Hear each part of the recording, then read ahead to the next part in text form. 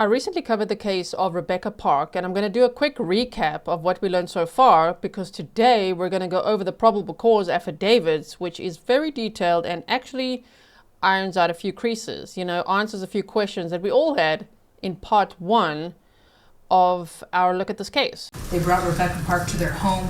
They forced her into a vehicle and took her into the woods, where they stabbed her, forced her to lie on the ground while they cut her baby out of her, ultimately causing her death and the death of the baby. This is as heinous and as awful a case as it could be. And I don't believe there are any circumstances in which Mr. Bartholomew should be granted any bond. So if you missed part one, I'm going to link it for you in case you want to check it out, because I'm kind of just going to fly through this so that we're at least all on the same page, because there's many characters involved in this case. Like 4 of Rebecca Park's family members were arrested, 2 are out on bail, 2 will probably never get out in their lives. So, oh my goodness. Please know that this case comes with a trigger warning. It involves the murder of a 22-year-old pregnant woman, as well as fetal abduction, and the baby is presumed dead. So that's what we're going to be looking at today. My name is Grizzly. This is Grizzly True Crime, and let's do a quick recap. Please note that this content is for adults only. Viewer discretion advised. If you haven't yet, hit the subscribe, like, and share.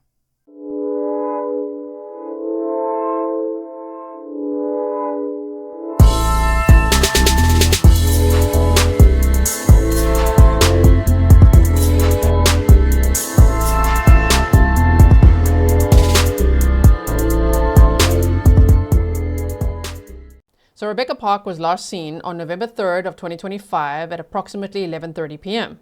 Her body was found on November 25th. Her baby had been extracted from her body and has not been found, but is presumed dead. And after the PCA we're going to read, you're going to understand why, because I really wondered why. 4 family members have been arrested. So Rebecca Park, 22, from Boon Township, Michigan, was a pregnant mother of 2 young children, ages 1 and 3. She was engaged to Richard Failure. I've been calling him Richard Failure, and it still fits, because my goodness, this guy not only impregnated Rebecca, but he's also the ex of her mother. And guess what? The probable cause affidavit says he was also sexually active with her sister. Do I have permission to continue to call him Richard Failure? That's not snark at his last name. If anyone else has that last name, I'm not snarking at you. I'm snarking at him. I'm looking directly at this guy. Anyway, so she was engaged to Richard Failure, 43 and 38 weeks pregnant with his child, when she went missing on November 3rd of 2025. She lived with him in a mobile home owned by Richard's father, apparently on his property, working part-time as a cashier. They got engaged in 2024 and announced the pregnancy in the spring of 2025. And again, they are saying, note, her mother used to date him and her sister. Wow. Rebecca was due to have a 3rd baby boy on November 18th of 2025, and she'd picked out a name for the baby, and she was so excited. Richard Scott Lee. So that was going to be the baby's name. Rebecca's adoptive mother is Stephanie Park, who fostered and later adopted Rebecca, along with her siblings, younger sister Kimberly Park, and an older brother, after they were removed from their biological mother's care by CPS around 2004, when Rebecca was approximately 1 year old. She became involved through the foster system due to concerns over the children's safety in the home of biological mother Cortney Bartholomew, an absolute monster based on what we know so far and what we're going to learn today. Stephanie has taken custody of Rebecca's 2 surviving sons, ages 2 and 3.5, and is also caring for Kimberly Park's nearly 1-year-old daughter. Now, I don't know if the dad of that baby is Richard Failure or not, but my goodness, that guy, he slept with the whole family. What? So in interviews with the news, Stephanie highlighted her efforts to protect Rebecca and her biological family, from her biological family, describing Cortney as dangerous and recounting years of shielding her daughter. She attended vigils and fundraisers and has urged privacy for the grieving children, while appreciating community support via a GoFundMe, which I've linked in the description box for you. Her biological mother, Cortney Bartholomew, 40, and stepfather, Bradly Bartholomew, 47, were chronic methamphetamine users living nearby in Boon Township. Rebecca's half-sister, and that I'm still yet to clarify. I would love to know this. Please tell me if you know. Put in the comments if you can, or email me, grizzlytruecrime@gmail.com. Did Kimberly live with Cortney and Bradley? Because I'm still trying to figure that one out. That's what I'd found before, but I doubt it. I'm just doubting it a little bit, and I'm like, did Kimberly live? Why? Why I say is because also the adoptive mom, Stephanie, looked after Rebecca and Kimberly. So at what point did Kimberly end up then with Cortney and Bradley? These freaking monsters. Okay, so Rebecca's fiance is accused of distributing methamphetamine, and he used to date Cortney, Rebecca's biological mother. So here we have a picture of the bio mom, the fiance, and the victim, Rebecca Park. And oh man, what they did to her it's absolutely unthinkable. So there's the four of them. And when I read the PCA, I will have this picture up still so that you can just refer to it, because you might need to. Bio mom Cortney, stepdad Bradley, fiance Richard Feller, 43, used to date Cortney, half sister or bio sister, half sister Kimberly, and then victim Rebecca Park. So I still have questions, and if you have the answers, if you know, please email me and link your source or tell me what your source is. And if you are a family member or a friend or, someone who knows things that wants to reach out, then of course I keep all my sources anonymous. I want to know some things that I don't yet know based on everything we know so far. Now, Rebecca found and connected with her bio mom in 2021. Richard started dating Rebecca in approximately 2023, and he said that they were inseparable. Weeks before Rebecca's abduction, Cortney would text and call multiple times a day. She had a plan. Her and her man were looking up how to perform a C-section, like themselves. Well, on the day that Rebecca was last seen, her mother lured her to her home under false pretenses, saying, let's go for a milkshake. We need to talk about the baby. Let's plan a baby shower. And also she lured her there saying that she had $2,000 to give Rebecca from an inheritance from some extended family member that died. Well, that never happened. The envelope was empty, and Cortney admits it. So Cortney, the bio mom, allegedly suffered multiple miscarriages and wanted another baby of her own, was obsessed with having another baby at all cost. Okay, so you're going to steal your daughter's baby? And that didn't work out at all. The baby's presumed dead. Rebecca's dead. What? So on November 3rd of 2025, we're going to go over this rather in the probable cause affidavit, right? I actually just want to get to the arrests quickly here, because here there's going to be much more details now in the PCA. So if we go here to November 25th, Rebecca's body was found. She had suffered multiple stab wounds. There were signs of torture, defensive injuries, restraints, and the absence of the fetus was noted, indicating a violent extraction. Cortney blamed Kimberly for being involved in Rebecca's disappearance. What the heck? So now let's look at the arrests quickly, then we're moving on to the PCA. On November 26th of 2025, Kimberly Park, 21, that's her sister, was arrested and charged with tampering with evidence, lying to the police, and a false report of a felony. She had allegedly filed a false report saying that Rebecca was safe with friends or left voluntarily. Her bond was $750,000, but then lowered to $5,000, and she was subsequently released on bond on December 3rd of 2025. On Facebook, she said, "My sissy was found. I'm breaking so bad. I'm sorry, sis. I'm sorry that I failed you. I love you, sis." People were saying a lot of things in her comment section. Not kind things. Richard Feller was arrested on November 25th for distributing methamphetamine and was held on a $1 million bond. He was arraigned on November 26th on 2 counts of delivery or manufacture of a controlled substance and habitual offender. 4th offense. He is, got a censor for YouTube. He has committed alleged sexual offenses against minors and unconscious victims. Wow. Okay. So his bond was also lowered, and he's also been released on bond. And then, of course, we've got Cortney and Bradley, who were arrested and arraigned on December 2nd of 2025. They were both charged with first-degree murder, felony murder, torture in a place of confinement, conspiracy to commit torture, assault of a pregnant woman with the intention to cause miscarriage or stillbirth, conspiracy to commit that assault, unlawful imprisonment, and moving a dead body in Wexford County. Those are some big charges. Okay, so the preliminary evidence, we'll just leave it at that. You can go check out part 1 if you want to go over each and every slide that I just raced through here. at a slower speed and just to see what we knew then and compare it to what we know now, because now we're going to go into the probable cause affidavits. Justice for Rebecca and her baby. I mean, man, she was terribly betrayed. I quickly want to find that image where we have the 4 people, right? This one on the screen, so that I could just put it, how about I put it here for you, just to reference here and there. And now let's start off with a shorter probable cause affidavit, which is the one for the sister, Kimberly Sue Park, right? The 21-year-old. Now, thank you so much to Grizzly Cat for obtaining these documents for us so that I can read them. And I love getting all the facts, especially I love all these documents. If you do too, please remember to like and share so others can also find this factual information. Okay, so, and if you want to buy Grizzly Cat a coffee, her link is in the description box below. Are you ready? This is the shorter one. We're warming up. Okay. Affidavit of probable cause. Affiant, a duly sworn police officer with the Wexford County Sheriff's Office, attests to the following facts based on personal investigation or is swearing to the facts as presented by a fellow sworn deputy sheriff to establish probable cause that the crime of lying to police, obstructing an investigation, and making a false report of a felony was committed by the defendant, and affiant is respectfully seeking a warrant for the defendant's arrest.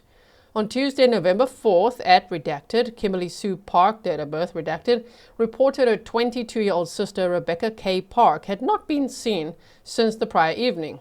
Kimberly identified that Rebecca was last known to be with Cortney Bartholomew at 21.5 Road, which is in Boon Township of Wexford County. Cortney Bartholomew is the biological mother to Rebecca and Kimberly Park. At the time of the report, Rebecca Park was 38 weeks pregnant and living with her boyfriend, Richard Lee Feller. Boyfriend of the whole family. Damn. Kimberly Park provided the sheriff's office with a cellular telephone that was identified as the one that Rebecca had been using at the time of her disappearance. Kimberly Park was communicating information to Detective Lieutenant Chris Piscor throughout the investigation. On Saturday, November 22nd of 2025, Kimberly Park made statements on a social media live broadcast that she was aware of information that Cortney Bartholomew and her husband, Brad Bartholomew, had something to do with Rebecca Park's disappearance. Detective Lieutenant Piscor interviewed Kimberly Park on the same date, and she reported that Cortney and Brad had struck Rebecca Park in the head to cause her to have a seizure, and when they were unable to revive Park from the seizure, Brad contacted a friend who came and picked up Rebecca Park's body and took it away. Yeah, that's all a lie. Park, apparently, according to the other probable cause affidavit, Park said, and the evidence, Park said that Brad had said something about a swamp. During another interview with Kimberly Park on Monday, November 24th of 2025, Park told Detective Sergeant Alicia Baxter that she was and has been in a relationship with Richard Feller,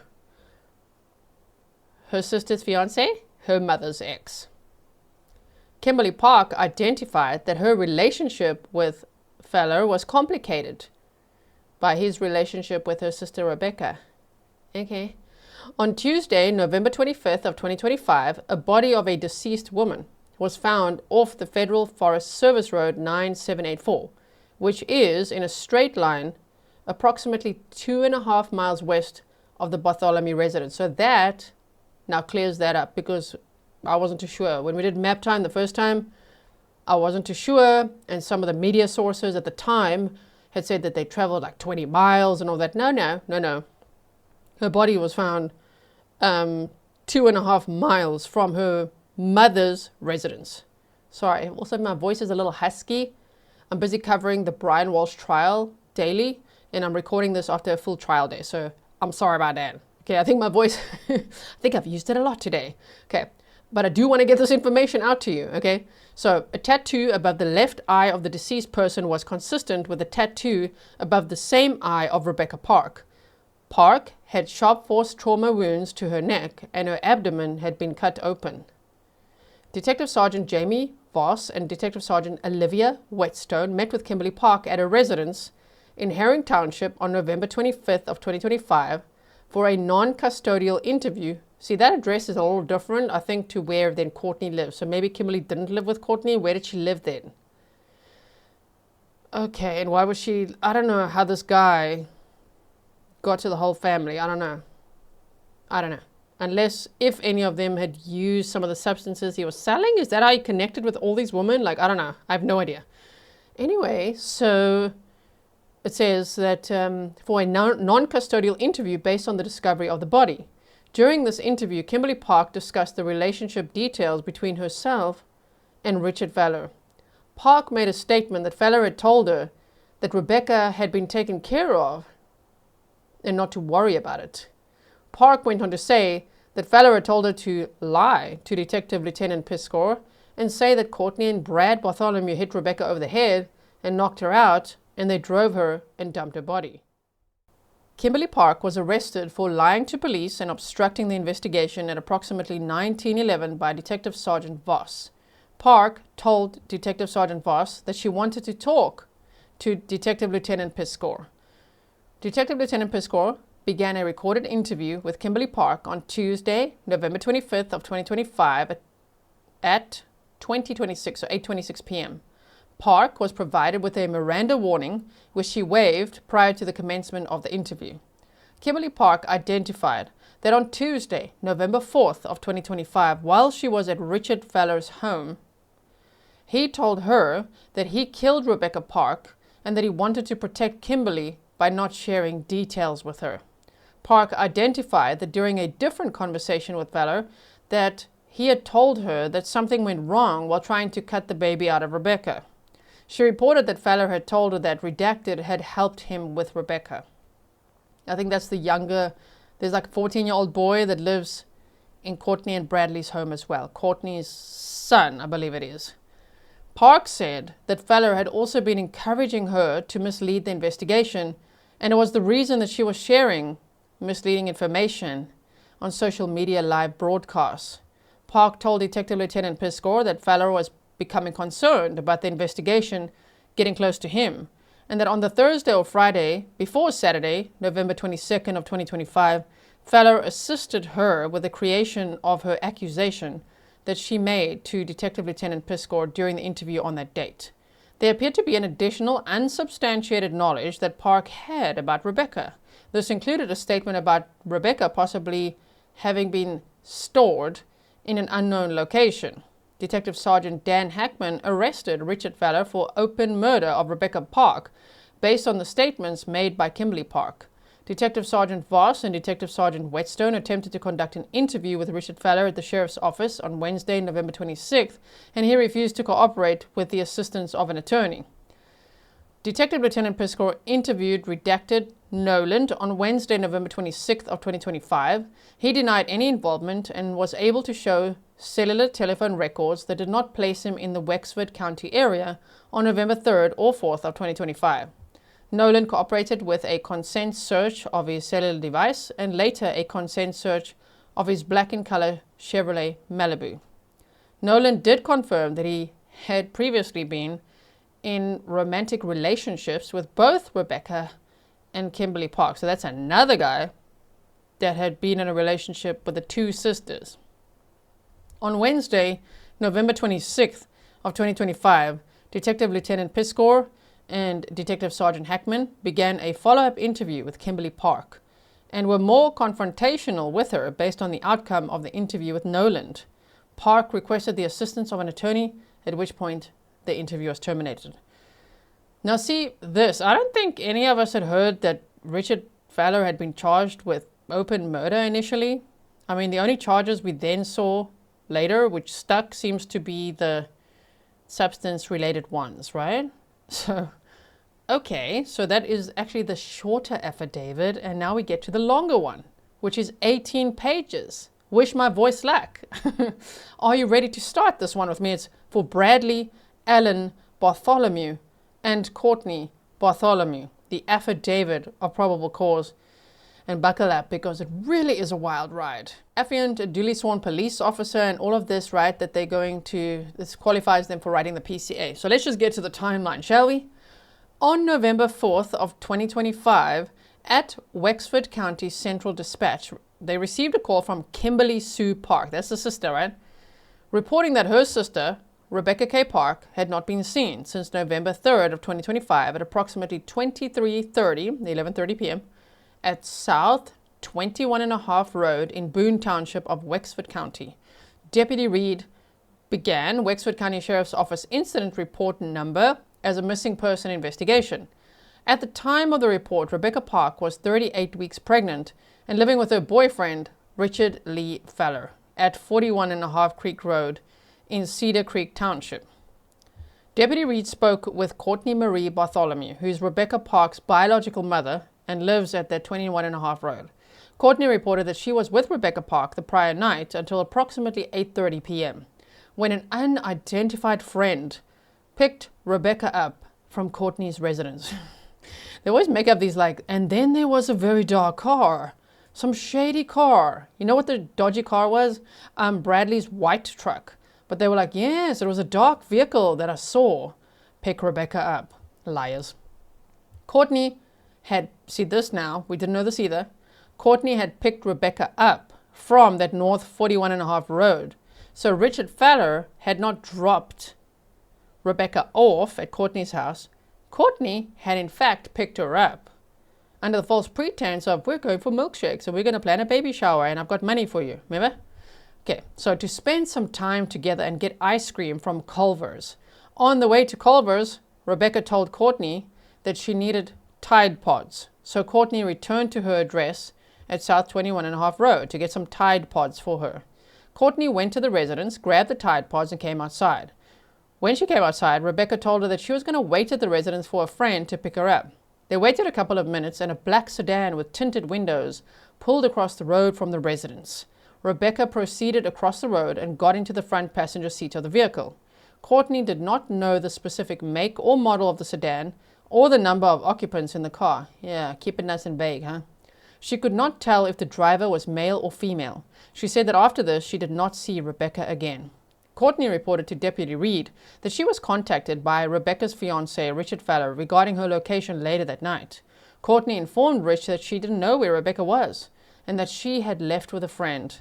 Cortney was contacted by Kimberly Park, the sister, so the bio mom contacted by the sister, the morning of November 4th of 2025 and was sent a screenshot of the location where Rebecca Park's phone was pinging at. Cortney told Deputy Reed that she proceeded down the road on West 26 Road, where she found Rebecca's phone lying by the 2-track just off West 26 Road. This location is less than 200 yards from South 21.5 Road. Cortney checked the phone and thought Rebecca may have dropped it when she was using the restroom. Cortney reported that she took the phone to Richard Feller's residence on Tuesday, November 4th of 2025 and turned it over to him. What else did you turn over? The Sheriff's Office issued a press release on Tuesday, November 4th of 2025, identifying Rebecca Park as a missing person. She was also entered into the Law Enforcement Information Network as missing. On Wednesday, November 5th of 2025, Detective Lieutenant Piscor met with Kimberly Park when she arrived at the Wexford County Sheriff's Office. Park had suggested that she might know where Rebecca Park is when she arrived at the Sheriff's Office. When I asked her about this, she played me a voice message from Cortney Bartholomew that said that Aria Clark had called her and said that 2 people in a car had pulled up to the Revival Center looking for Narcan and said that the pregnant woman that's missing got what she effing deserved. Now, just letting you know, these are all lies. Okay. So just disregard. But we want to read what they said, what they told the police, but damn, these people can lie. Cortney stated that it was redacted Rouge that said something to Rusty Clark, Aria's father. She also added, I guess it was an older guy that your sister left with. When I asked Kimberly if she knows where she's at, she answers that the only older guy that Rebecca talks to is some guy called redacted Billet and calls him a pervert. Park believes that Billet drives a black sedan, adding, like Cortney said. Billet was contacted and did not appear to have any contact with Rebecca Park. So they've already thrown 2 people that they know with black cars under the bus. It's them. It must be them, right? During the interview with Kimberly, she showed Detective Lieutenant Piscor a Blueview brand Model 4 cell phone which says Rebecca Park's phone on the home screen. Kimberly reported that she has looked through the phone and observed that the last communications on the phone reported a missed video call from, and there's a Gmail address, redacted, to comply with YouTube's guidelines, one, and also just for people's privacy. Okay. But this is Rebecca's email. On Friday, October 3rd at 8:43 p.m. Although it says, wait, through the phone, observed the last communications, reported a missed video call. Okay, so that's from someone else. On October 3rd. It's a while ago. The last text message was on Sunday, and the last phone call was to Cortney Bartholomew on Sunday, November 2nd at 21:14, so 9:14 p.m. Kimberly identified that Rebecca... Now, wait. When did Kimberly get Rebecca's phone? Because last Cortney said she dropped it off at Richard's house. So when did Richard give it to Kimberly? And what else did he give?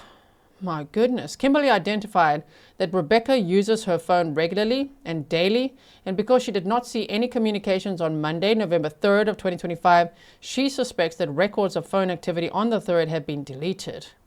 Kimberly reported that Rebecca is known to regularly delete communication records from her cell phone. Don't worry, the Celebrite guys will find out what was deleted and when. And if it was after Rebecca was last seen alive, yeah, you're all going to get a lot more evidence thrown at you, which is what I suspect is going to happen. Kimberly then played another voice message on her phone from Cortney Bartholomew, who can be heard explaining, okay, when Randy passed away, I was told that your sister had something to do with it. That would give Randy's family a murder revenge thing because she was involved when it came to Randy. On the message, Cortney suggested, so Billet is connected to Randy's family, so I would definitely be looking at them. When I asked Kimberly if she trusted Cortney, she responded, not really. On Thursday, November 6th of 2025 at 13:55, Detective Lieutenant Piscor obtained a search warrant for the Blueview 4 cell phone that had been entered as property in the incident at item 54. The cellular device was submitted to the Michigan State Police Computer Crimes Unit on the same date at 15:16.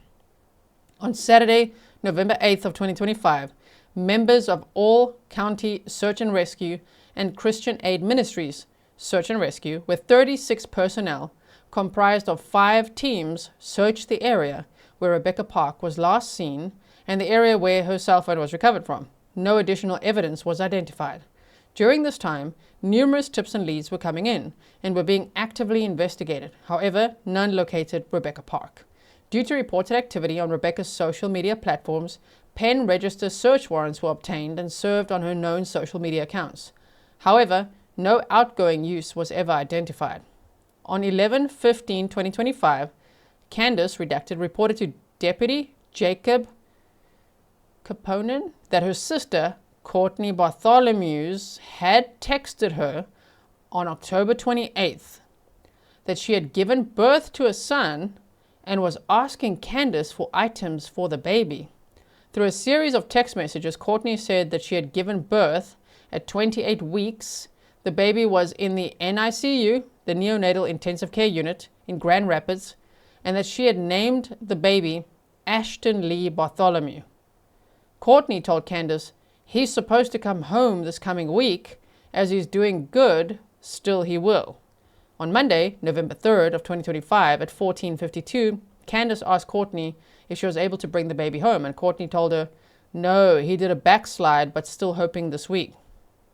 On November 3rd of 2025 at 23:17, Cortney sent Candace a text that reads, my son passed away. So, in case you're not following, Cortney made up that Cortney, the bio mom of the victim Rebecca, the bio mom of Kimberly, okay, and the ex of Richard Feller, she said to her sister that she gave birth prematurely to a son. Okay. And then on November 3rd said, my son passed away. When was Rebecca last seen? November 3rd. When is it alleged that Cortney cut the baby out of Rebecca? November 3rd. So you see that? That's part of how they know, and we're going to get to more.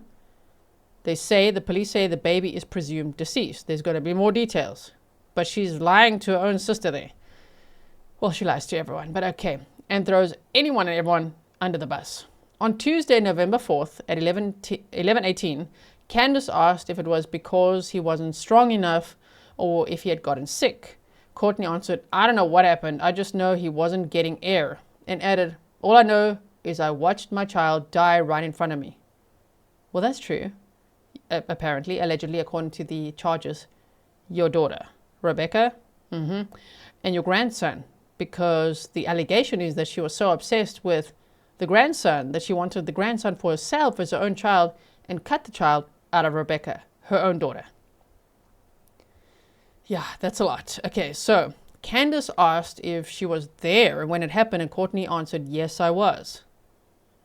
On Tuesday, November 4th at 19:11, Cortney begins to discuss with Candace that Rebecca Park is missing. On Tuesday, November 11th of 2025, preservation's request for tower dump or area search for the tower in the location of redacted between the hours of 1900 and 2200 on November 3rd of 2025 were submitted to T-Mobile, AT&T, and Verizon Wireless. Detective Piscor had contacted Courtney Bartholomew about another interview. Bartholomew was reluctant to come in, suggesting that Deputy Reed's interview with her had been thorough, but eventually agreed. On Tuesday, November 11th of 2025 at 13:49, Detective Lieutenant Piscor conducted a recorded interview with Courtney Bartholomew. Initially, some background on Courtney and her biological children raised by the Park family is established. Courtney then reports how Rebecca and Richard Feller were initially dating and they broke up. A relationship between herself and Rich then commences.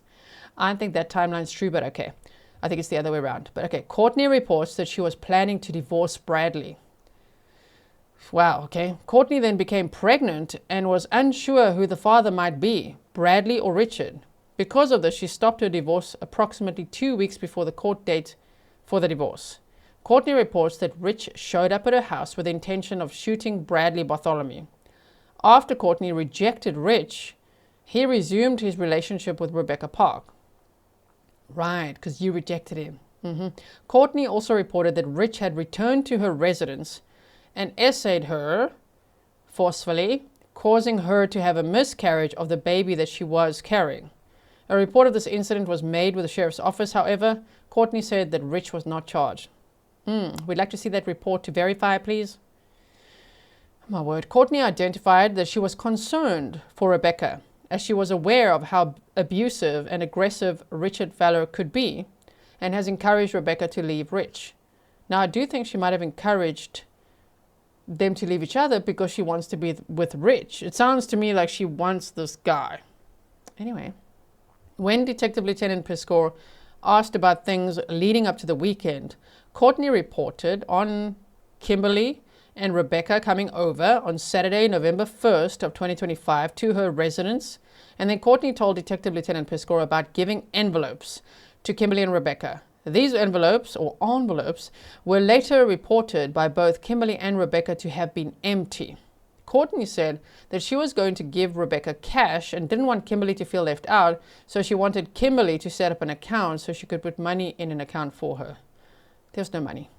Courtney then reports having forgotten to give Rebecca some items for her baby while at the house, so she contacted Rebecca and then brought the items to her at Richard Feller's house Saturday night. Courtney then told Detective Lieutenant Piscor that on Sunday, November 2nd of 2025, she was supposed to pick Rebecca up to have milkshakes at Dairy Queen and get Rebecca laundry soap. Okay, the story is changing slightly already. These plans fell through when Rebecca went to Cadillac Munson Hospital as she thought that she was in labor. Courtney reported that she and Bradley both visited Rebecca and Rich in the hospital that day. It's confirmed that Rebecca was not in labor, had only dilated to 1, and she was released from the hospital. Bartholomew drove Rebecca and Rich home from the hospital. Courtney said that when they arrived at Feller's, he was throwing their bags, and Rebecca had whispered to her that Rich had been acting like a real big ass, Mom.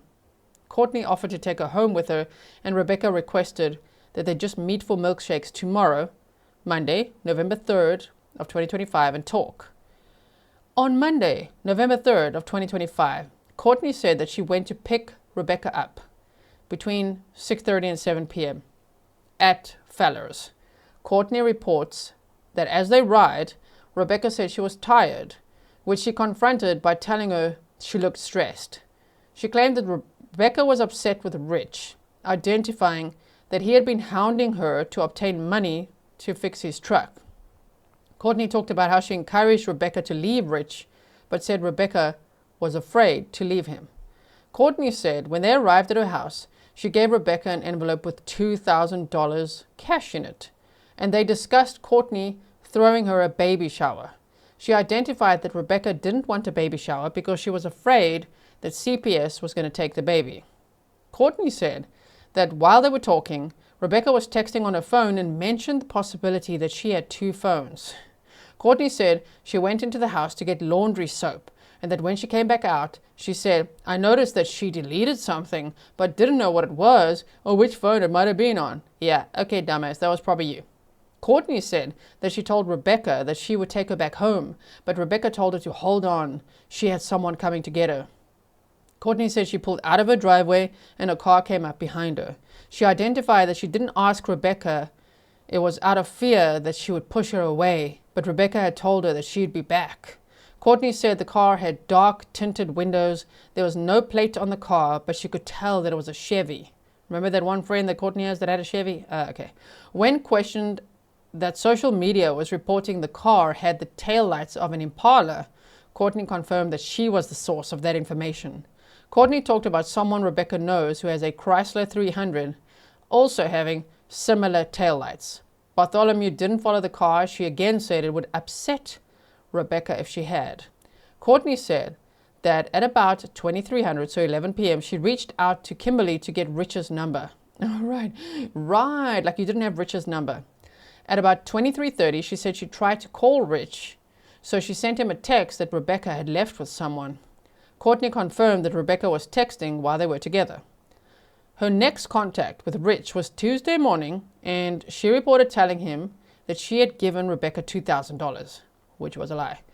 Cortney then said that Kimberly sent her the GPS location to Rebecca's phone, which she said she put into her phone, and it took her right to the phone. When I asked who went and got the phone, Cortney then identified who was identified as Bradley and herself. It is reported that Bradley found the phone, and he then handed it to Cortney.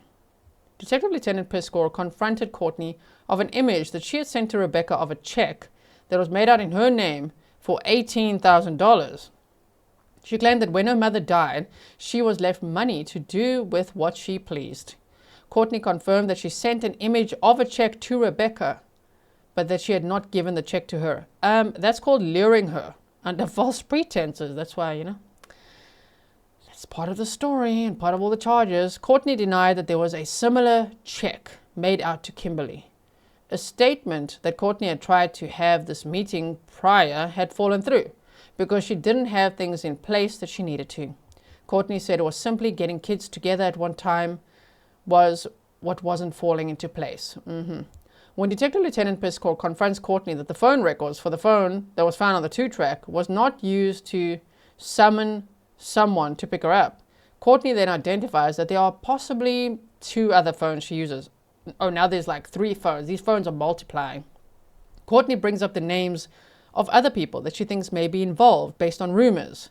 Specifically that Mike Redacted and Ashley Redacted were supposed to help Rebecca get away from Fowler. As Lieutenant Piscor discussed phone location records with Cortney, she confirms that she picked Rebecca up between 1830 and 1900 and came south on South 41.5 Road to Mackinac Trail and turned west onto East 30th 3/4 Road to continue to her residence on South 21.5 Road. Location data from Rebecca Park's phone supported this route of travel. Lieutenant Piscor confronted Cortney with the accusations that she killed Rebecca Park, and then she asked, "Why the F would I do that?" saying that she would never hurt her daughter.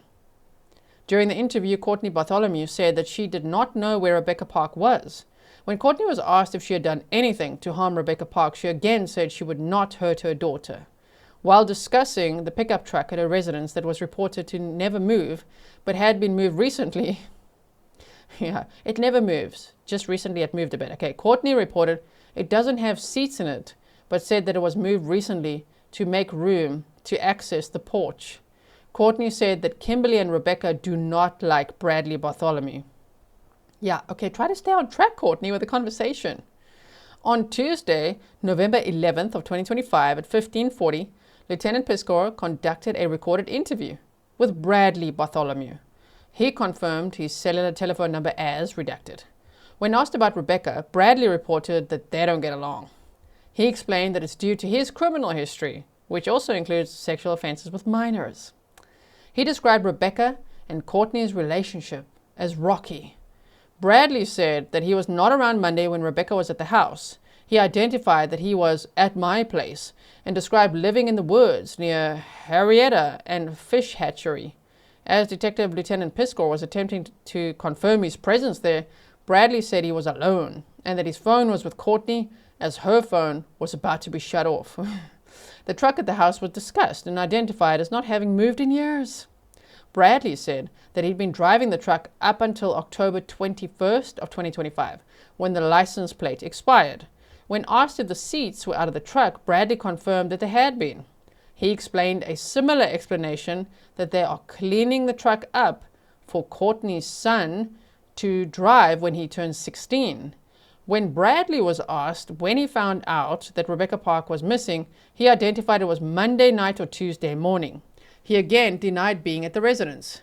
Bradly told Detective Lieutenant Piscator that on Tuesday, November 4th of 2025, Cortney Bartholomew was in town, and he was at the house with the teen's son when Cortney texted him the location of where Rebecca's phone was. Bradly said that he refused to go out there alone because I'm not being accused of anything.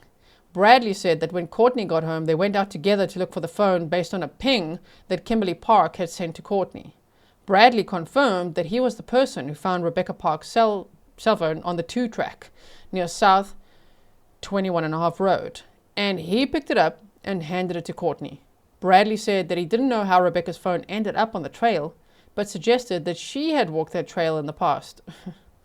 On November 24th, Monday, Cortney Bartholomew came to the sheriff's office and Detective Lieutenant Piscator began a recorded interview with her.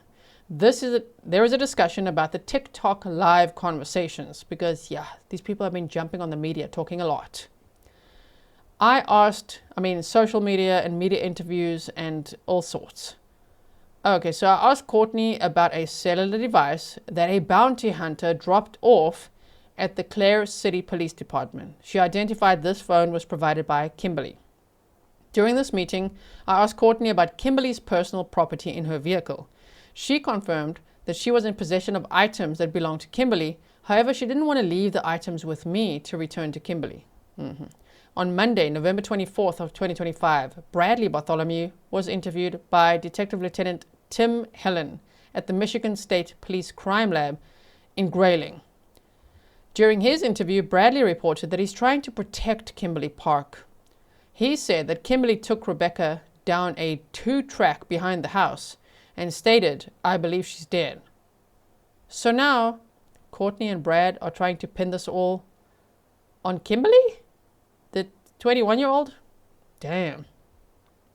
Bradly Bartholomew said to Detective Lieutenant Tim Helen that he was present during a dinner with Cortney Bartholomew, Rebecca Park, and Kimberly Park on Saturday, November 1st of 2025 at South 21.5 Road.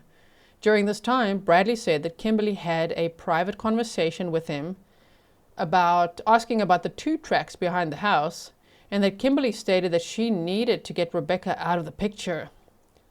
On Tuesday, November 25th of 2025 at 14:16, Wexford County Central Dispatch received a 911 call from Courtney Lederman from telephone number redacted, stating that she had found a body covered with leaves that looks gutted. The location of the body was approximately 2.5 miles in a straight line west of this 21.5 road in Antioch Township of Wexford County on Forest Service Road 9784. Wexford County Deputy Jacob Caponen responded to the area, observed the remains, and reported the deceased female has a tattoo above the left eye. Component reported that the abdomen area of the body appears to have been cut open. The tattoo located above the left eye is consistent with the Michigan driver's license images of Rebecca K. Park. Michigan State Police Trooper Cody Campbell was inside the residence at the South 21.5 Road on Tuesday, November 25th of 2025, securing the residence until the Michigan State Police Crime Lab personnel could search the home based on a search warrant that had been authorized on that date. While in the presence of Cortney Bartholomew and Bradly Bartholomew, Cortney and Bradly were discussing amongst themselves, loud enough for Trooper Campbell to hear. Cortney mentioned to Bradly that the seat cover from the Ford F-150 in the driveway had recently been burnt and disposed of due to something having been spilled on it or them. A search warrant was served on T-Mobile for Bradly Bartholomew's known cell phone number. The records that were produced pursuant to the search warrant show Bradly Bartholomew's device active in the area of South 21.5 Road on November 3rd of 2025. Further, these records show device movement and lingering in the areas consistent with where Bradly and Cortney reported recovering Rebecca Park's cell phone device and where her body was discovered on November 25th of 2025 on several occasions on Monday, November 3rd of 2025 in the evening hours. These records take place after the records obtained from Rebecca Park's phone and network demonstrate her arriving in the area of South 21.5 Road, November 3rd of 2025, shortly after 7 p.m. Cellbrite extraction location at the residence at 1916. Additionally, records from Rebecca Park's phone extraction show locations consistent with the reported location of recovery of the device. A search warrant was served on Verizon for Cortney Bartholomew's known telephone number. The records that were produced pursuant to the search warrant show Cortney Bartholomew in that area, and both Bradly and Cortney's records show them in communication with one another shortly after her arrival with Rebecca Park at South 21.5 Road. Additionally, Cortney Bartholomew's phone records have activity consistent with her interview statements that she traveled to pick up Rebecca Park at Bridget Fowler's residence at 41.5 Road and then transporting her to her house on South 21.5 Road. Bradly Bartholomew's call detail records show the following calls of investigative interest. 18-12-56, a 2-minute, 2-second outgoing call from Bradly to Cortney. 19-29-55, a 57-second call from Bradly to Cortney. 19-33-39, a 54-second call from Bradly to Cortney. At the time of the call, at 18:12, device network records show Brad and Cortney's devices near the area of South 21.5 Road, and this precedes the activity of Rebecca's device coming into the area of South 21.5 Road. The affiant is aware that the calls at 19:29 and 19:33 again show Brad and Cortney's devices in that area after Rebecca's device records show her arrival in the same area. An autopsy was conducted at Western Michigan University by Dr. Christine James and was attended by Deputy Alexis Howard. There were 6 sharp force wounds on Park's back, 2 to the right upper arm, 1 to the left trapezius area, 2 to the neck, and at least 2 to the face. The right side of the face also has a laceration and an irregular wound to the cheek of unknown etiology. The wounds to the neck are described as superficial and do not penetrate muscle or harm any vasculature. Most of the wounds to the torso are contained in soft tissue. 1 to the back enters the left pleural space but misses the lung. 1 to the right side of the back enters the right pleural space and does penetrate the right upper, this is a lung lobe, I would assume lung lobe, and caused a large pneumothorax. All major vessels are intact. Rebecca Park's abdomen had incised wounds. The placenta was hanging from the open abdominal wound with attached umbilical cord, and the fetus was absent. The abdomen incision transcended the colon and the small bowel. Dr. James reported that Rebecca Park's stomach contained copious amounts of blue-green chalky residue. There was also a thin film of subdural blood over the left cerebral hemisphere, with focal subdural on the right parietal area. However, there was no subscapular or subgaleal hemorrhage, nor skull fracture is noted. The OA joint had marked laxity, but a posterior neck dissection showed no soft tissue hemorrhage. On Sunday, November 30th of 2025, a second search warrant was obtained for Bradly and Cortney Bartholomew's residence at South 21.5 Road. Search warrants to seize the 2007 Ford Escape four-door SUV, red in color with its VIN number redacted, and a temporary Michigan registration plate of redacted, registered to Cortney Bartholomew, and the 1992 Ford F-150 pickup truck, white in color, with a Michigan registration of, and have them towed to the Wexford County Sheriff's Office to be processed by Michigan State Police Lab technicians, were also obtained. The search warrants were served, and Bradly and Cortney Bartholomew were both taken into custody and transported to the Wexford County Sheriff's Office. On Sunday, November 30th of 2025, at 15:41, Detective Lieutenant Piscor and Detective Sergeant Hackman conducted a recorded interview with Bradly Bartholomew.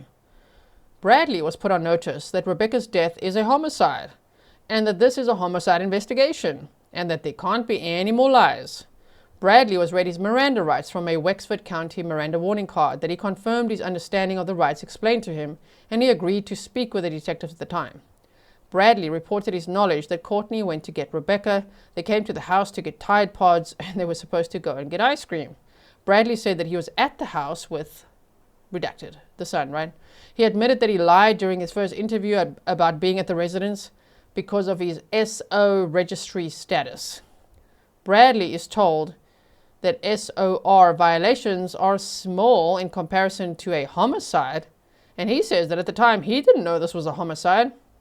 He reported that Cortney had backed out of the driveway in the Ford Escape, and then she came back. He says that at the time he had no idea where Rebecca was. He said that he knew that Cortney left with a white Ford and then came back. He reported that Cortney had told him that she and Rich Feller were in the white Ford and they had a disagreement and there was blood on the dash. Cortney asked Bradly to clean it up, which he reported that he went out and wiped it down. He said that he didn't see any blood on the floor or on the seats, just blood spattered on the dash. He described that later there was white paint on the seats and Cortney asked him to remove the seat covers, which he confirmed he did. He said that he was unsure what she did with them, if they were thrown in the burn barrel or in the trash. Next, he said that Cortney was talking to him about how she and Rich did something horrible, but she wouldn't tell him. He claimed that once the story of Rebecca came about, of her being missing, he began to put two and two together. These people all just lie, all throw each other under the bus. You see that? Okay, so Bradly reported that Cortney threatened that if he said anything, she'd make his life hell. Bradly identified that Cortney had tried to stab him with scissors in the past and charged with assault, but the case was dismissed. Bradly clarified that Cortney had told him about the something bad happening 5 to 6 days after Rebecca was missing, but he claimed that he wasn't sure what bad thing had been done was. Okay. When asked about the story about the baby in the NICU at DeVos, Bradly identified that she was supposedly adopting a baby, but he didn't see how she could due to his status as a SO. Bradly said that Cortney was alone when she got into the white Ford and left north on South 21.5 Road, and that she returned approximately 15 minutes later. He stated that he had sent a text to Cortney to see if she needed him to come outside for anything, and she responded in the affirmative. It was now that he said that Cortney reported getting into a fight with Rich. Bradly said that he never observed Rich on this date and that he did not observe any injury to Cortney. Returning to the something bad topic, Bradly was asked to continue that topic.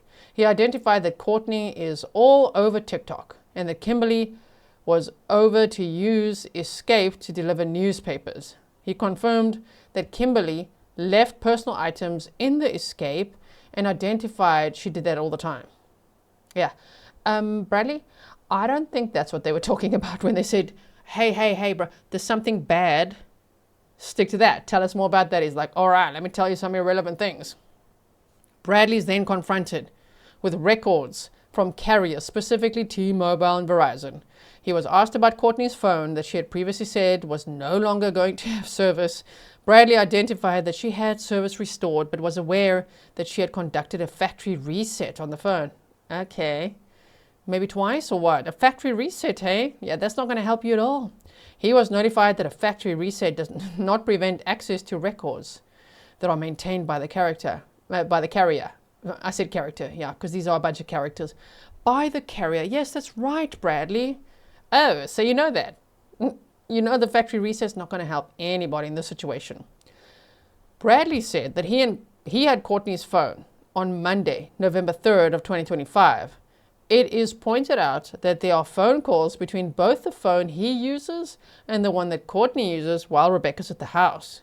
He passes these as simple calls, checking on her comings and goings. He reports that he hasn't driven the truck since he parked it, and that it only had enough gas to get to the gas station.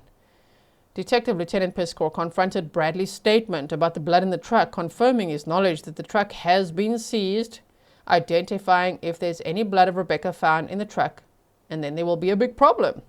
Bradley's confronted if he thought about Cortney had been lying to him about what went on, and he says he does. He suggests that he can't see Cortney and Rich being together like that, as they haven't talked in over 2 years. Bradley confirmed that there are no $18,000 checks. He did not know why Cortney sent images of the checks. He did say that he spoke with Kimberly on Saturday, November 1st of 2025, after their dinner that night had ended. He said that she was asking about the 2 tracks behind the house. He denied that Kimberly told him that she needed to get Rebecca out of the picture. He identified that Kimberly had said this to redacted Fisher, who he identified as Cortney's cousin. Detective Sergeant Hackman confronted that this is not what Fisher told him when he interviewed him personally. Bradley reported that Kimberly is jealous of Rebecca and that he's aware that Kimberly has had a relationship with Rich in the past.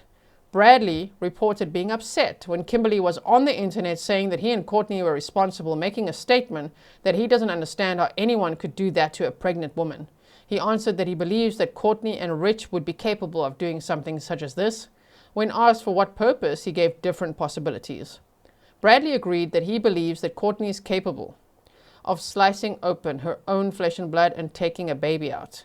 He agreed that Cortney is obsessed with wanting another baby in her care and custody. He also agreed that it was a good possibility that she could attack Rebecca and cut a baby out of her. Detective Lieutenant Piscor asked if he remembered the Sunday that Rebecca was in the hospital. Cortney saying or texting, "Don't you dare have this baby in the hospital." Oh, damn. And Bradley remembers somebody saying it, but not who was saying it. Bradley confirmed going to Feller's house on Saturday to take the gifts to Rebecca that Cortney forgot to give her at the house earlier that day. While discussing being upset that Kimberly had accused him of being involved, Detective Lieutenant Piscor asked why he hadn't called him, and Bradley said that Cortney had threatened him that she didn't want him involved. His explanation was that she doesn't want to get incriminated or himself incriminated. Yeah, well, you're doing it very well. Bradley began to say that he thinks that Cortney has more to do with it than she wants to claim. He said that all the evidence is pointing to her. He suggests that he believes all the evidence would be in the white Ford. The blood that he observed inside the truck is discussed and described. Bradley said that he removed the original seat covering about a week and a half after Rebecca went missing because it had got white paint on it. When asked what he thought happened, Bradley responded that he thought that Cortney was jealous of her own daughter, Rebecca. He agrees that Cortney would like to have another child. He also thinks that Rich wants to get back into a relationship with Cortney. Bradley agrees that he thinks that Cortney could point the finger at him as being responsible when we interview him. When Bradley's confronted with Cortney being in possession of the cellular device with the number redacted, when she went to pick up Rebecca, he claims that he can't say that she possessed it, but it was there at the house and he had it to call her. He then confirms that Cortney did not have that phone when she went to Feller's to pick up Rebecca. He reported that she got that phone when she came back from getting the white Ford.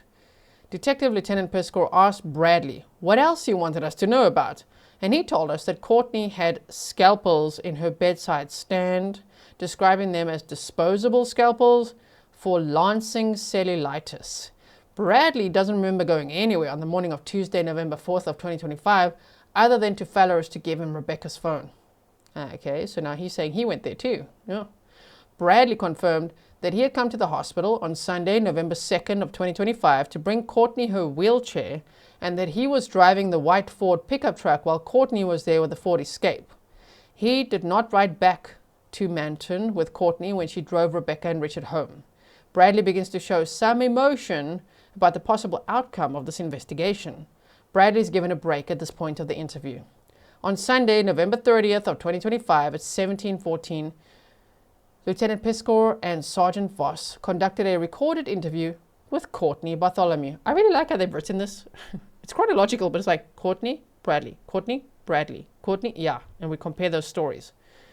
Okay, so it says, Cortney was read her Miranda rights from a Wexford County Miranda warning card that she confirmed her understanding of the rights explained to her, and she agreed to speak with the detectives at the time. Cortney identified that at the dinner at her house on Saturday, November 1st of 2025, it was herself, Rebecca, Kimberly, Redacted, and that Redacted was hiding in the truck. I think it's the 16-year-old boy. Yeah, so Lieutenant Piscoe notified Cortney that this was a homicide investigation and that the lies must stop, and if she lies, more charges can be brought. Cortney reported that Redacted is hiding in the truck because the girls won't come in if he's around because they don't like him. She reported that the dinner ended around 1900 to 1930. The next thing that happened was she called Rebecca about the items that she forgot to get her, and that she and Bradley went to Fellows to drop the items off. At the time, they were in the Ford Escape.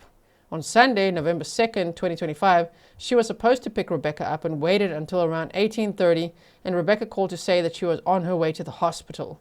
She described the events at the hospital as she had previously. Bradley brought Cortney her wheelchair to the hospital. Bradley was driving the white Ford F-150, and she explained how he stopped at the Meyer gas station, or Meyer, to get gas for the truck while she drove Rebecca and Richard home. Cortney wanted to know if Bradley could hear her, and she was told he could not. She reported talking to Rebecca Sunday night about getting shakes on Monday. She said that Rebecca asked her about the $2,000 and said that Rich was upset about something. Cortney confirmed the trip to Fallow's house on Saturday after the dinner to drop the items off for Rebecca. When Detective Lieutenant Piscoe asked Cortney why she wanted to know if Bradley could hear her, she suggested the need to back up, saying she thinks she needs immunity. Detective Lieutenant Piscoe notified Cortney that the prosecutor is the person who can give immunity.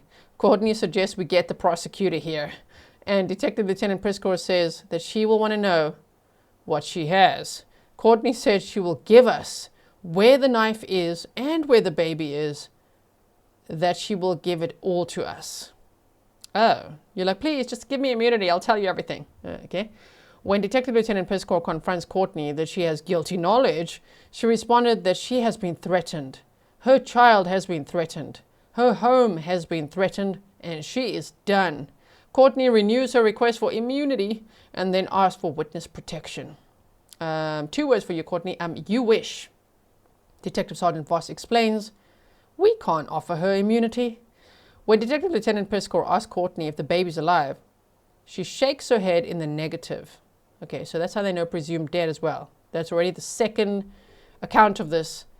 She told her sister that, now she's telling police that, right? Detective Sergeant Voss asked Cortney about her prior statement that Bradley hides in the truck. He asked her, Bradley hides it, okay, so the redacted was Bradley hides in the truck? Okay. He asked her where he hides, and she identified in the cab. The SO hides in the truck when her daughters come over for dinner? Okay. She describes it as a single cab truck, and he lays on the seat. Cortney reported that Bradley had put $15 worth of gas in the truck when he was at the Meyer on Sunday night. Cortney asked if Bradley confessed, and Detective Sergeant Voss reported, he told us a lot of stuff. Cortney confirmed that Bradley is using the phone with the number 550, and her phone is the 429 phone. She confirms that she had the 429 phone on Saturday, Sunday, and the Monday that Rebecca disappeared. She said her phone was taken on Monday night and that she was told to go back to the house. Cortney said that her phone was taken at about 20:30. She renewed her request to contact the prosecutor. Immunity. Detective Sergeant Voss again told her that we need to know what she knows to take it to the prosecutor. When he suggests an example that she will even tell us where the baby is, she interrupts and says, "In the garbage, in a blue cooler." Damn, that escalated quickly. When asked where, she reported in the GFL. Cortney says, he said he put him in a black bag. The cooler is gone. The cooler is Brad's work cooler, adding, he put him inside the cooler and drove him up and down the road looking for a GFL that wasn't mine. When Detective Sergeant Voss asked why, Cortney reported it was related to Bradley going to jail last year when Feller turned him in. She explained that this is all retaliation. She identified the night when they went home after their last interviews. She confronted him about his examination and his failure. Detective Sergeant Voss asked Cortney which vehicle he used to get rid of the body, and she identified her white truck. She's then asked how he got her in a position to kill her, and she explained how she pulled into her driveway. She notified him that she was on the road. She explained that she got to the house and talked to Rebecca for a few minutes, and Bradley walked up and pulled her out and said, "I want to talk to you." Cortney described that the white truck was sitting out by the road and explained that she didn't think anything of it, Brad was supposed to be her stepdad. Cortney wanted to know where they were going, and that Brad told her to take her ass in the house and don't worry about it. She said she went into the house because she didn't think that he would hurt her. See, she's pinning it all on Brad now. That's her man, that's her husband. Okay. Bradley is reported to have returned to the house at about 22:30 and told her that he had taken Rebecca home. Cortney confronted him that he had not, and he told her that he had, and that she would call her in the morning. Cortney asked him for her phone, which she reported he told her was out in the shed, and he went out to get it. She said when he came back in the house, he said, yeah, she didn't go home. Instead, telling Cortney that he took her to a house, but when she asked him to take her there, he just told her that Rebecca said to him that she didn't want anything to do with her, Cortney. Cortney reported calling Rich to tell him to call her back ASAP, and that while Brad was watching her, she told Rich that, dude, your old lady left with some guy, or Bradley would backhand her.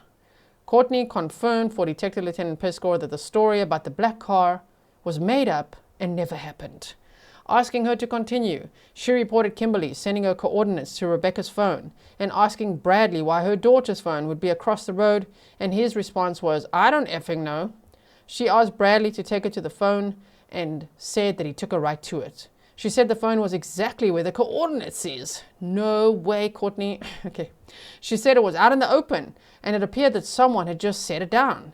They took the phone directly to Rich's, but before their arrival, she said that Bradley told her, I'm telling you effing now, do not say a effing word. Kimberly got the phone from Rich, and Cortney reported that Kimberly had called her and said that she was taking the phone to the cops.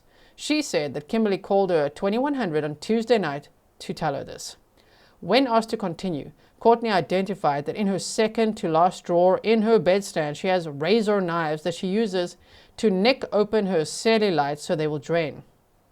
Okay, she reported that one was gone, which she said she knew because she counted them due to a teenage boy living in her house.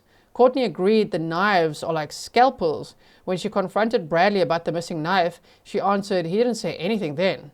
Detective Lieutenant Piscor confronted her that her use of the word them means, her use of the word them means he must have said something later, and she reported it was after her body was found. Okay. Cortney said that she kept asking Bradley where her daughter was, saying that he answered, you'll find out soon enough. She goes on to report that after returning from his last interview, he told her about Kimmy that was asking about woods behind the house to go trail riding. Cortney said that Kimberly would not talk to Bradley ever alone. She reported trying to get Fisher to take Kimberly's bag to her She said that Bradly said, "You can't have that. You're not taking her bag." He said, "Nobody's taking this bag." Cortney said that she realized Kimberly's wallet was in the bag, questioning why he would want her wallet. Lieutenant Pescor confronted Cortney that he had asked her for Kimberly's property while she was at the sheriff's office on Tuesday and that she refused. She explained that she was told not to, suggesting she didn't want to get her ass beat. She reported that on Tuesday, November 25th of 2025, in the morning, Bradly took the truck and went west on West 26th Road and was gone for about 20 minutes. She said when Bradly came back, she asked him if he had hurt her daughter, and he told her, "No, I didn't hurt her." Cortney said that was the same day Rebecca's body was found. Yeah, these people lie, huh? This is all a lot of lies, slowly but surely getting to little bits of truth as they continue to throw each other under the bus. Okay. So, Cortney said that on Wednesday, November 26th of 2025, in the morning, she confronted Bradly and asked him what he did. She reported that he told her, "I'm going to tell you once, and I'm going to tell you, and you're going to effing drop it, and you're going to shut the F up." He's like, "I'm the reason your effing daughter's not here, and your life is upside down now." When she asked him why, she said that Bradly said, "Rich effed with the wrong mother effer." She agrees this is all a revenge plot. Yeah, in her own mind. "Yes, these guys are fighting over you, Cortney." Cortney said that when she asked him what he did to her daughter, Bradly said, "I slit her effing throat. The bitch deserved it."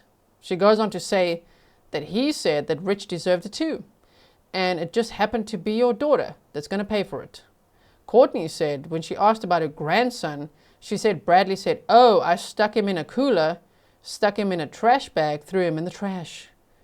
Detective Lieutenant Pescor asked Cortney that if Bradly is paying Rich back, why cut the baby out? And she said because if he would have left the baby in there and had somebody found her before, he would have survived, he would have thought. Cortney was asked why not just cut the baby out and kill it, why take it? And she said that he told her the baby wasn't breathing when he pulled him out. Again, she was asked why he'd take it. Now she answered it was because he didn't want Rich to see that they were together. She admitted she didn't know what that meant. She can't even follow her own story, as horrifying as all these stories are. When asked about where the baby is now, Cortney said that he put him in a blue cooler, in a trash bag, and into a GFL container. She confirmed that she is talking about a residential GFL trash receptacle. Cortney said that she was never at the location where the body was found because he wouldn't let her. She doesn't know how many times he went to the location. When asked if she was killed at the location she was found or at the end of her driveway, she answers that she doesn't know, but said that it wasn't in her driveway because he pulled away quickly with her. Okay, well, that rules out where it wasn't, and now we know where it was. Okay. Cortney said that he walked out of his truck and not the house to get her out of the truck, confirming that it was from the escape and into the F-150. When Lieutenant Pescor reminded Cortney that she knew where the knife was at, she said that he threw it in a dumpster at Cadillac Shores. When asked when he had done that, she first announced that it was her hunting knife. She said it was probably like a week after that the knife was put in the dumpster. She did not know what happened to the disposable scalpel, adding that she had no clue and wished she knew. Detective Sergeant Voss asked Cortney what she was looking for in an immunity agreement, what she was afraid of, and then confronted her that she had provided a lot of misinformation to the police. Yeah, like, lady, you are talking so much BS we don't even know anymore, so what do you want? She reassured us that she would cooperate the whole way. Lieutenant Pescor pointed out her obstruction of the investigation, and she agrees. When asked about the seat covers, Cortney said that Bradly burned them. She also said that Bradly went out and cleaned the truck, specifically mentioning the dash. She described that the cloth was burnt, the bucket was taken back into the house. Cortney didn't think the floor in the truck was cleaned. Cortney was asked about the Kimmy stuff, her other daughter, And she suggested that Kimberly doesn't know anything. She was just trying to feel important. Right. I don't think this is the way anyone wants to feel important. Detective Sergeant Voss confronted Cortney that she was the person who told us recently that Kimberly was in the black car. She reported that Bradley came up with a story about Kimberly. Cortney said that she knew that Kimberly told us that she hit Cortney. That she hit. So basically that Cortney hit her and hid her body. When asked how she knows that Kimberly told us this, Cortney said that she told Ashley and reported Ashley is Richard's baby mama. Ashley has a child with Richard Fowler. Oh my word, so now there's another woman in this whole picture called Ashley who's impregnated also by Richard Fowler. Cortney said that all that Kimberly did was lie to the police and had no involvement. She also said that Rich Fowler was also not involved, but did say she didn't know if he deleted anything from Rebecca's phone or not. Lieutenant Piscor asked about a text message about not allowing anyone from the state of Michigan on her property, and Rebecca saying that they should talk about that. So she is clear on what that means. Cortney denied sending such a message. Okay. A text message about not allowing anyone from the state of Michigan on her property? And Rebecca, the victim, saying that they should talk about that? And now she's like, I don't know. Yeah, deny it. Let's deny sending a message like that. Detective Sergeant Voss asked when she first learned what had actually happened, and she said it was after the body was found. Lieutenant Piscor then pointed out that she could have covered herself if she had cooperated on Monday at Mount Pleasant. Sergeant Voss asked how Bradley told her he killed Rebecca, and she said, he told me that he slit her effing throat. When he asked how she told him that he had cut the baby out, she said, he had one of my scalpels. She denied that he said how he did that, and then said, he just said that I cut him out. That was it. That was all he said. Sergeant Voss asked about the baby getting cut out, being put in a garbage bag and put into a blue cooler, and what he said about that. She said that he just said he took him, put him in the garbage bag, stuffed him in a cooler, and threw him in a trash dumpster. She knows that it was that specific cooler because his work cooler is gone. She shows the size as a lunchbox size cooler and described it as a soft-sided cooler with hard plastic inside to keep the side supported, and it has a black strap. Cortney reported the garbage bags came from her house, and she knows this because she counts the garbage bags, and she noticed that 2 of her garbage bags are gone. The hunting knife is described by Cortney as being green, having serrated blade on one side and a flat blade on the other side, and is a fixed blade, not a folding knife. She's sure that Bradley used that knife.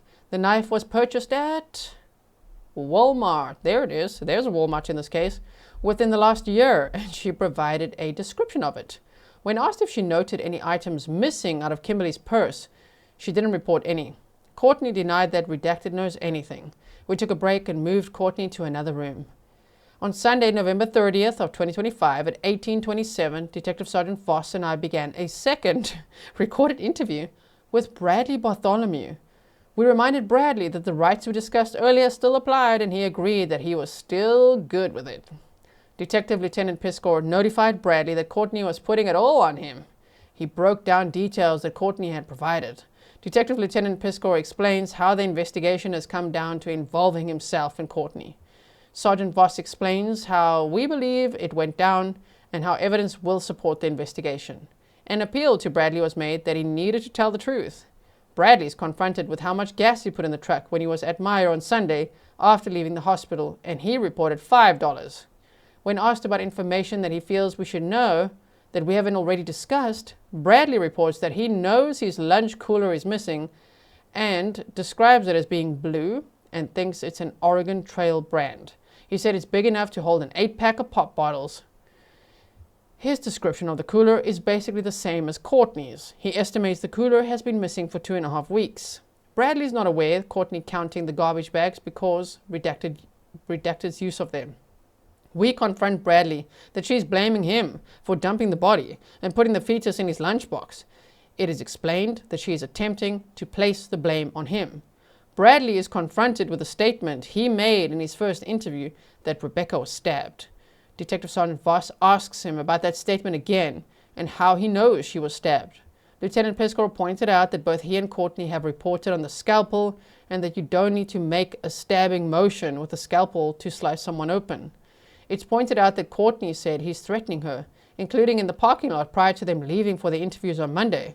It's also shared with them that she identified that it was revenge for Valor turning him in last year on his SOR violation, to which he responded, "That's bullshit."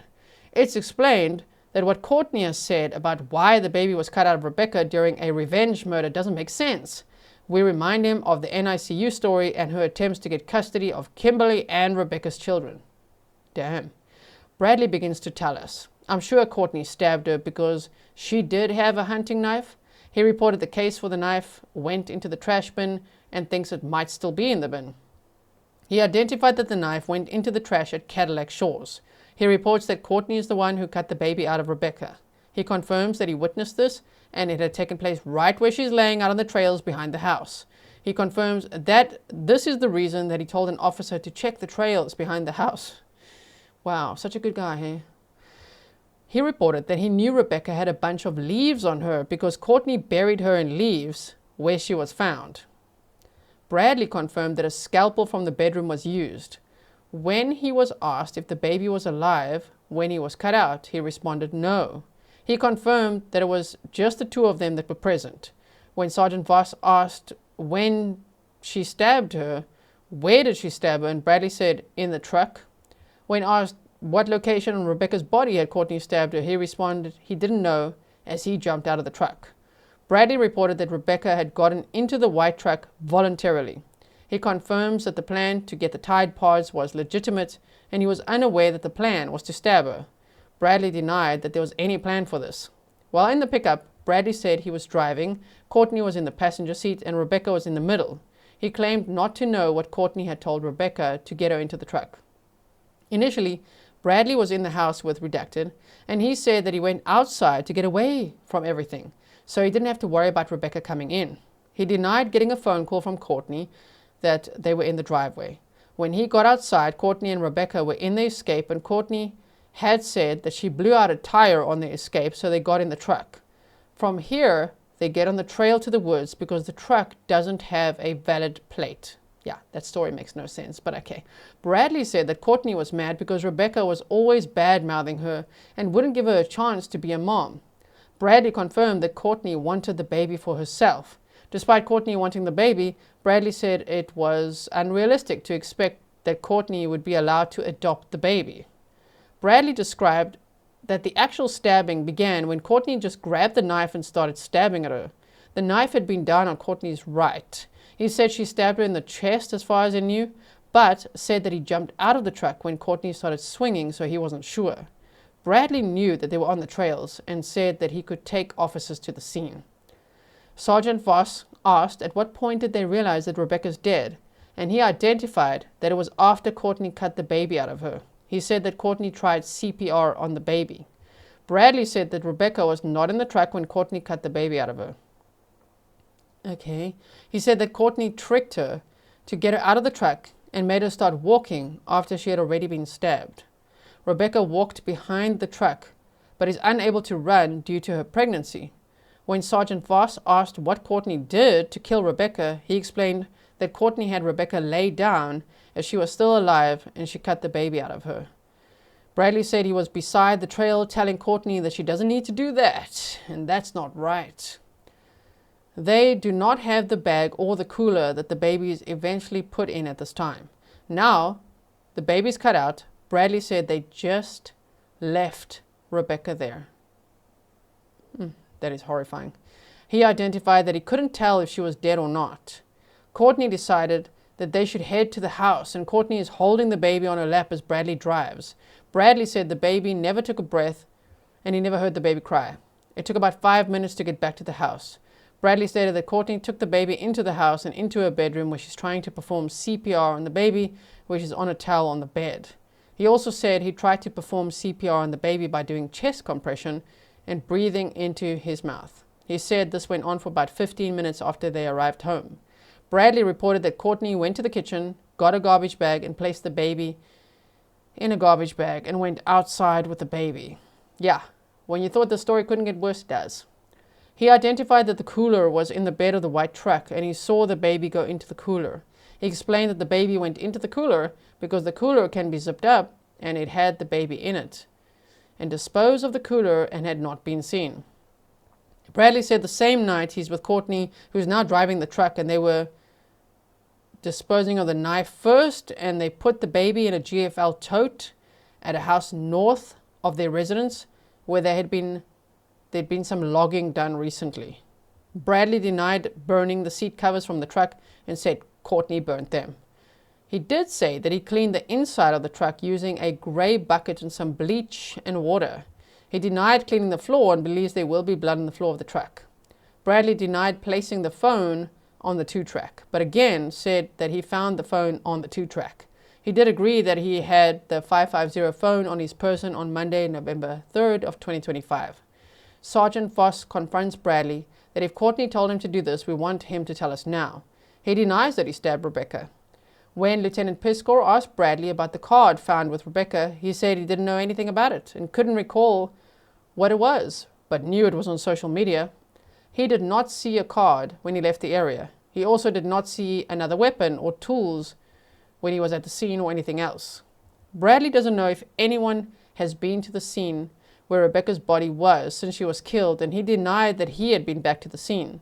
When Bradly was asked about Rebecca not having shoes on, he appeared surprised by that.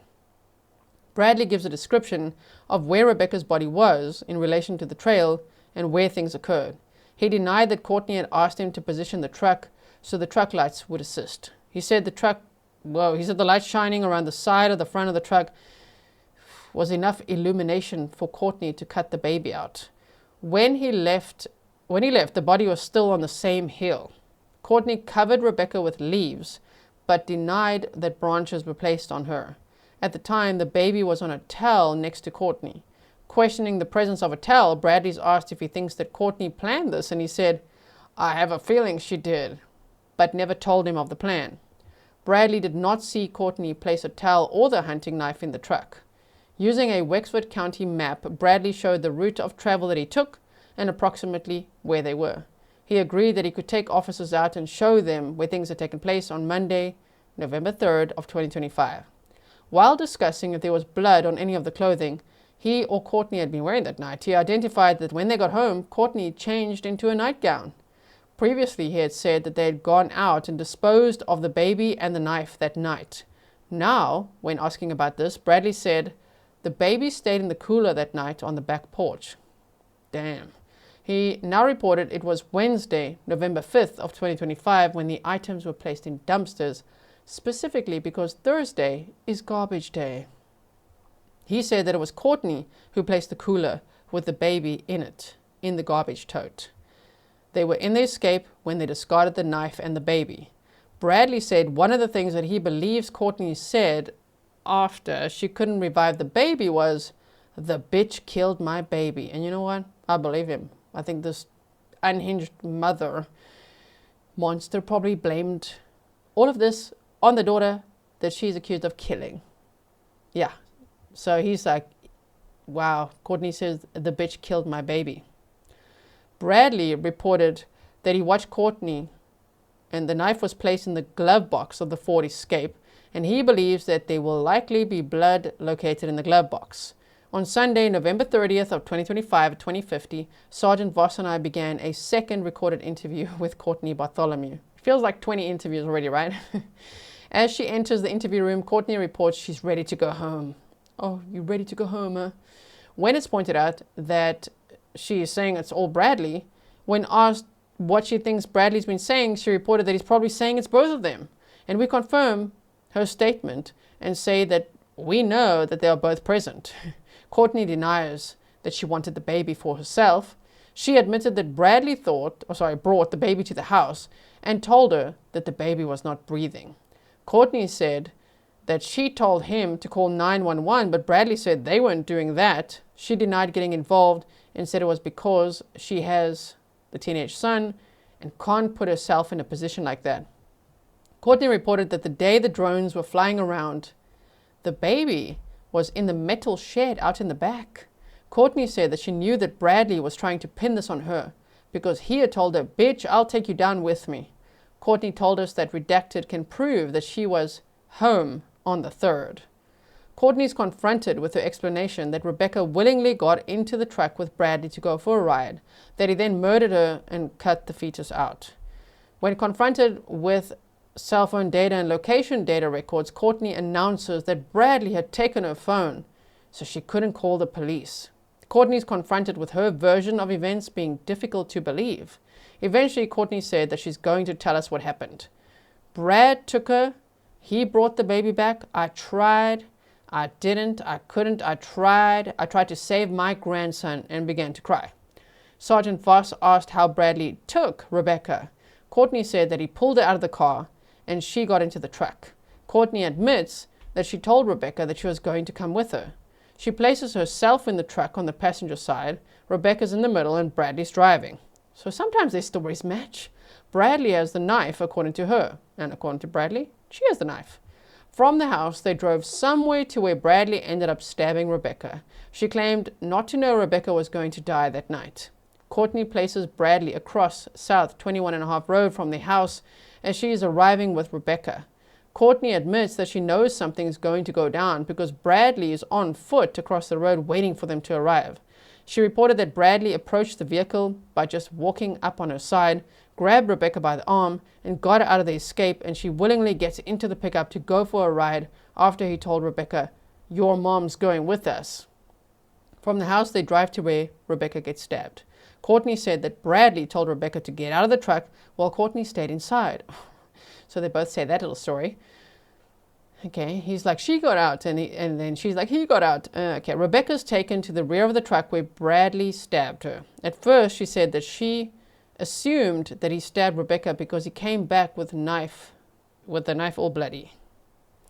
When Detective Sergeant Voss asked Cortney at what point did she cut the baby out of Rebecca, she answered, "I didn't, he did, and he handed him to me." Cortney also said the baby wasn't breathing and she didn't hear him cry. Cortney claimed to have never gotten out of the truck because she didn't have her crutches or wheelchair. She again claimed that this was a revenge plot because she had a sexual relationship with Rich and because Rich got Bradly put in jail. She claimed that Bradly wanted to hurt Rich. No, I do believe it could have been a revenge plot and that she just wanted the baby, but I think it's her. I think she's projecting, you know what I mean? When confronted with a report that she stabbed Rebecca while driving down the road, Cortney denied it. When asked how all the blood got in the truck, she answered that it was from the knife and then suggested that Rebecca got back in the truck. Whoa. Eventually, Cortney admitted that she cut the baby out of Rebecca in an attempt to save him so that she could take him to Rich. Oh, yeah, right. Does anyone here believe a word that Cortney says? Let me know in the comments below. When she cut the baby out, Cortney said that Rebecca was still conscious and Bradly was holding the knife to her throat. She told Rebecca to lay back. "Your baby's gonna die." Cortney denied that Rebecca had been stabbed while in the truck. Revisiting the driveway, Sergeant Voss asked if Bradly held the knife to her throat to get her into the truck, and Cortney nodded her head in the affirmative. While in the truck, Bradly put the knife down by his left side. During the ride, Sergeant Voss asked what he said to Rebecca, and Cortney said she told her everything's gonna be okay. Cortney said that she promised that Bradly wasn't going to hurt her. Yeah, because she was. When they get to the area where this happens, Bradly pulled Rebecca out of the truck and he spun her around and stabbed her in the back 4 or 5 times, according to Cortney. Bradly brings Rebecca to her side of the truck and he's sitting next to the door, and Bradly ordered Rebecca to lay back. Cortney said she told Rebecca that if she doesn't lay back, her baby's going to die. Cortney looked in the truck and saw the scalpel, so she hurried up and did it, but her grandson wasn't breathing.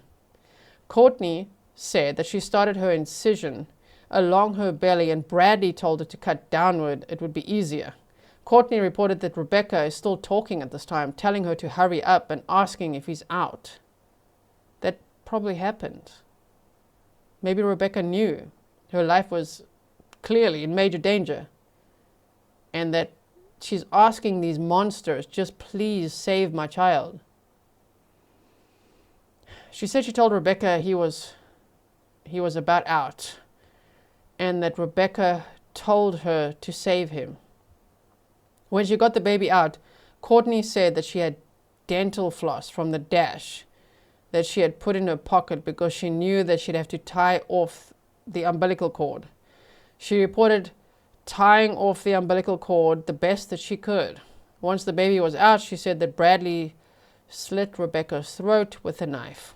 And that's a horrifying story, but I think they just left her there to die after cutting the baby out.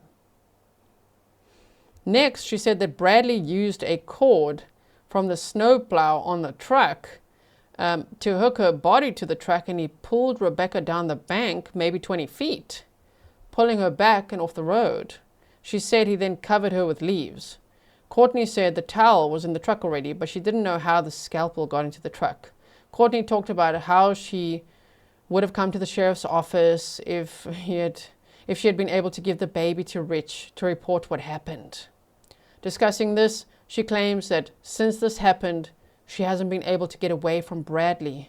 When reminded that on Monday she was in Mount Pleasant and he was in Grayling, she could have said something then. Cortney confirmed that after she was stabbed, Rebecca never got back in the truck. She was asked about how the blood got in the truck, and Cortney reported it was from the umbilical cord, making blood fly all over. Cortney said that she never stabbed Rebecca. She was only responsible for trying to save her grandson. When asked if she thought she should have tried to save her daughter, Cortney said she couldn't. When asked how many times she talked to Bradly on the ride to her house from Rich's, she reported it was only once. She identified that she had the 429 phone and that the call they had lasted about 10 minutes. When Detective Lieutenant Piscore confronted Cortney with 2 incisions that she admitted to having made to remove the baby, he asked her if she thinks Rebecca would have survived those wounds, and she said, no, probably not. Cortney admitted that about 1 to 2 months prior to this having happened, Bradly researched the procedure for getting a baby out. Oh, I think Cortney consulted with Uncle Google a little bit there, and Walmart, clearly.